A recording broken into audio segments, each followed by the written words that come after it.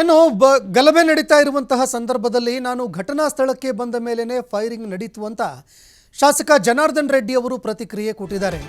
ರಾಮುಲುನ ಮುಟ್ಟುವಂತಹ ಧೈರ್ಯ ಇರಲಿಲ್ಲ. ನಿನ್ನೆ ಪ್ರಕರಣ ಸಿಐಡಿ ಅಧಿಕಾರಿಗಳಿಗೆ ವರ್ಗಾವಣೆ ಮಾಡಿದ್ದಾರೆ. ಆದರೆ ಈ ಪ್ರಕರಣವನ್ನು ಸಿಬಿಐಗೆ ಕೊಡಬೇಕು ಅಂತ ಕೋರ್ ಕಮಿಟಿ ಕೂಡ ಹೇಳಿದೆ. ಈ ಪ್ರಕರಣ ಸಿಬಿಐಗೆ ವಹಿಸಬೇಕು ಅಂತ ಜನಾರ್ದನ್ ರೆಡ್ಡಿ ಅವರು ಆಗ್ರಹ ಮಾಡಿದ್ದಾರೆ. ಇನ್ನು ಗಲಭೆ ನಡೀತಾ ಇರುವಂತಹ ಸಂದರ್ಭದಲ್ಲಿ, ಗಲಾಟೆ ನಡೀತಾ ಇದ್ದಂತಹ ಸಂದರ್ಭದಲ್ಲಿ ನಾನು ಘಟನಾ ಸ್ಥಳಕ್ಕೆ ಬಂದ ಮೇಲೇನೆ ಫೈರಿಂಗ್ ನಡೀತು. ಬಳ್ಳಾರಿಯಲ್ಲಿ ಶಾಸಕ ಜನಾರ್ದನ್ ರೆಡ್ಡಿ ಅವರು ಫೈರಿಂಗ್ ನಡೆದಂತಹ ವಿಚಾರಕ್ಕೆ ಸಂಬಂಧಪಟ್ಟಂತೆ ಪ್ರತಿಕ್ರಿಯೆ ಕೊಟ್ಟಿದ್ದಾರೆ. ಇನ್ನು ರಾಮುಲು ಅವರನ್ನು ಮುಟ್ಟುವಂತಹ ಧೈರ್ಯ ಇವರಿಗಿರಲಿಲ್ಲ. ನಿನ್ನೆ ಪ್ರಕರಣ ಸಿಐಡಿಗೆ ವರ್ಗಾವಣೆ ಆಗಿದೆ, ಸಿಬಿಐಗೆ ಕೊಡಬೇಕು ಅಂತ ಆಗ್ರಹ ಮಾಡಿದ್ದಾರೆ.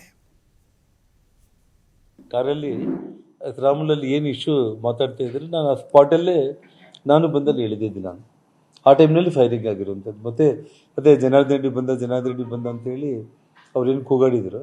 ಆ ಟೈಮ್ನಲ್ಲಿ ಫೈರಿಂಗು. ಬಟ್ ರಾಮುಲ್ ಮೇಲೆ ಮಾಡಲಿಕ್ಕೆ ಧೈರ್ಯ ಮಾಡಲಿಲ್ಲ. ಅವನು ಎಷ್ಟು ವಾಯ್ಸ್ ಹೋಗೋಂಗೆ ಕೂಗಾಡ್ತಾನೆ ಇದ್ದಾನೆ.